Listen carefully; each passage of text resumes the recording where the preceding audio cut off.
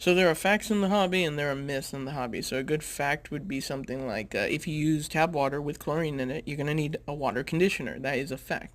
So I'm going to talk about a myth that's been in the hobby for a long time. Something like there used to be a rule or a guideline that if you had a 10 gallon, then you need 1 inch of fish per 10 gallons. So perfect example, if we had 10 of these little guys, and a 10 gallon, you'd be only able to have 10. Think of it like that. Now, this rule is not a rule. It was always a myth, and there were way better ways to measure that out, but this is not it. So, a perfect example, this is a 20 gallon.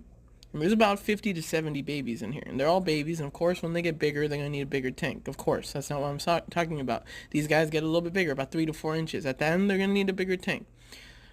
Another reason that the rule never worked, or the guideline never worked, is okay, so I can have 10 inches of fish per 10 gallons, right? So I can put a 10-inch goldfish in there, and that'll be fine, and it's going to live forever. It's not going to live forever. That's wrong. If you still follow this guideline, it's wrong.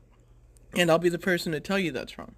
And, you know, this hobby's grown a lot more over the years, and these outdated guidelines, we can correct them. Or again, don't believe me, follow other channels. I always tell people there's a lot of good people out there. I like Aquarium Co-op, I like Luke's Goldfish, and we give information out freely. Follow this channel if you like, and I'll cover more of these videos with guaranteed myths, because no one's putting a 10-inch goldfish in a 10 gallon. No, and if you have more fish than 10 in a 10 gallon, you're not wrong.